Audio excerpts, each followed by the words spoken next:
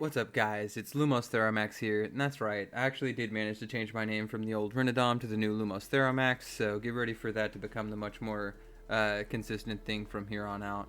That being said, I really want to get started messing around with reviewing the new Dragonballsuper chapters as they come out.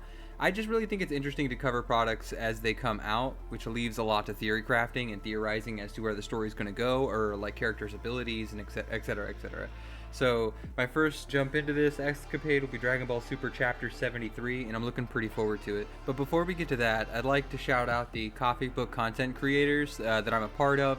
It's got me and a bunch of my friends on it, man. Their links will be in the description. I heavily recommend you check them out. They make nothing but good content, man, and I can't recommend them enough. Let's go ahead and get into Dragonballsuper Chapter 73. So, I'm not going to go over a long recap or anything, but long story short, guy wished with Namekian Dragon Balls from another group of Namekians outside of Planet Namek, and he basically wished for ultimate power. Goku and Vegeta hear some crazy stuff going on, so they went to investigate, wound up crossing off with this guy Granola.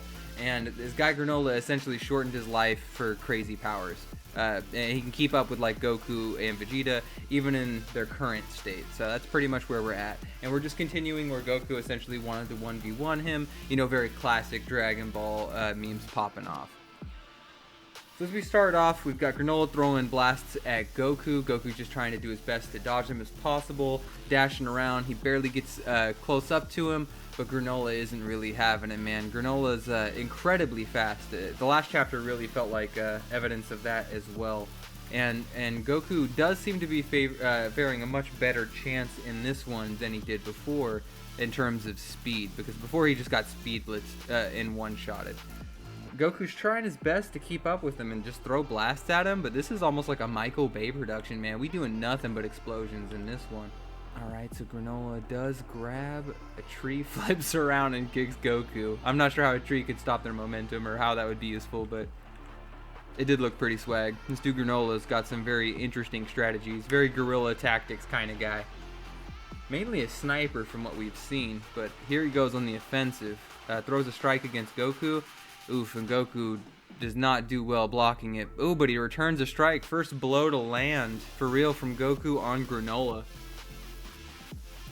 Man, they throwing hands back and forth. Oh, and Goku lands a solid strike to the face on Granola. Throws him through the forest.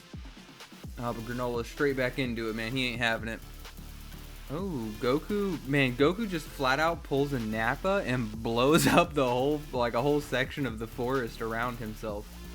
Yeah, Goku's popping off with that evasion, with that Ultra Instinct ability one more time. And Granola can see it. He can recognize it. The blood and flow of the movement of your cells has changed. He can see to that level, I guess. I don't know. Maybe part of that sniper ability he was popping off about. Yes, and we've come to the point where we've started combining our Super Saiyan capabilities to our Super Saiyan forms to stack on top of Ultra Instinct. This is a new concept that had been kind of referenced earlier, is he can combine those and be more aware.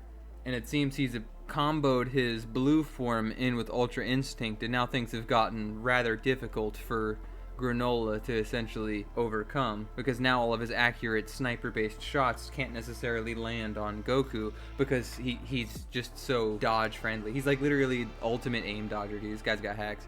Uh-oh, Goku's going straight into him. Point-blank Kamehameha time. But right as he lands it, Granola does something as the attack hits. Like he poked him in the neck. He pulled a Baki and just like poked him in the neck. Damn, even guys miles away getting thrown back by this shit. Vegeta's kind of onto this sus shit that's going on in the background. There's a bunch of hooligans who are trying to manipulate the situation, and I think Vegeta's catching on to that. Oof, that poke to Goku's neck one-shot him, dude. He's completely out of all of his forms. Granola tanked the blast. Though a huge blast, he gets back up. Apparently, this Granola guy has hacks to where he just always targets your vital points, no matter what. No matter how many transformations you use, no one has zero openings. The card text. Oh, Goku's saying Ultra Instinct should have no weaknesses, so it's just got to be him. He's got to train more. Yeah, Goku just admitting he's just not good enough to use Ultra Instinct at a high enough level. It's his fault, not the ability's fault. And Granola really despises the Saiyans in general, simply because the Saiyans blew up, under the control of Frieza, of course, blew up Granola's planet, so it's kind of unfortunate. This is kind of a vengeful matchup. His intent is to kill these guys. Whoa, it's some sort, okay, so Granola wiles out, gets super triggered because the Saiyans killed his people, and has some sort of energy control from underneath him. It's unclear whether that's ki or he's like throwing lava at him. I imagine it's ki. Holy cow, we're talking, it threw him straight up into the fucking atmosphere, dude. Ooh, Goku had to instant transmission out. Oof. And Granola immediately noticed. Yeah, I was about to say, that move looked like something Moro would do. Yeah, and he's even saying, dude, I'm gonna have to, like, go all the way out. But Vegeta knows who he is, allegedly. And sure enough, a tribe of snipers was his people. Yeah, more history on Vegeta indeed saying that they wiped out pretty much everyone. Oh, he's been memeing this whole time, huh? He seriously has not brought out Ultra Instinct at full power yet. Uh-oh, yeah, we gone straight white hair on this one. Okay, yeah, Goku's stepping back into the battle with Big Boy Pants. Perfected Ultra Instinct. Oof. Yeah, he immediately swept in and swiped him with the kick, man. Threw off his eyepiece. It seems that though he may be more powerful, he just cannot keep up with Ultra Instinct, or at least not currently. Yeah, because even he's trying to strike at Goku, but it's not quite there yet. Yeah, Goku's starting to handle him. They played up this Granola guy like he was going to be the big bad, unless he suddenly turns shit around. Is someone absorbing the energy from this fight? Vegeta's noticing some weird shit going on in the background. I'm starting to wonder. Yeah, Granola's still confident. He knocked off that eyepiece, but... Whoa, is this some sort of, like, shadow clone? Granola has apparently been memeing this whole time. He split his power at the start. Yeah, it's an illusion. A clone. He literally uses the term clone. He's been fighting a fake. Some power from his true form. So this is nowhere near the level of this guy's power. Oh, and Goku gets one shot, boys. Immediate chest shot. Vital point. Blows up half the forest. Woo! He had him fight the clone so he could save his strength for Frieza. Managed to kill some time. Ooh, and he says your accuracy drops over time while in Ultra Instinct. Yeah, Vegeta stepped in. And Vegeta says he ain't gonna be up for a while.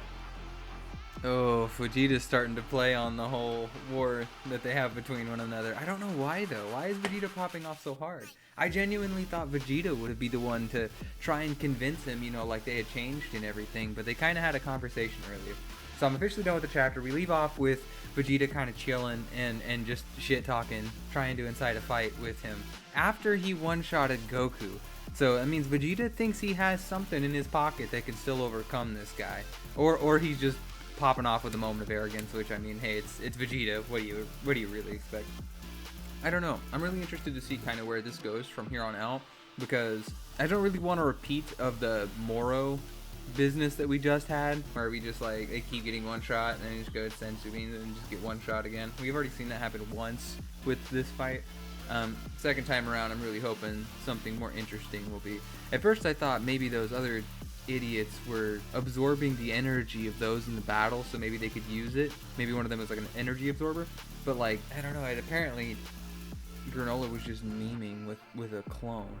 So he can produce clones of himself that all can be comparable to, like, non-perfected Ultra Instinct Goku. So, I mean, we only seen him do one, but man, if he could do multiple of those, that would be a nightmare. This Granola guy is looking to be very interesting power set wise with the whole sniper thing, because it appears he just ignores durability, which is pretty rough for all these characters whose whole thing is like having ki that makes them really durable, or it creates like a shield around them or anything. Because he barely one-tapped Goku and almost killed him with a clone, and then, like, later on he goes on to one-tap him just in person.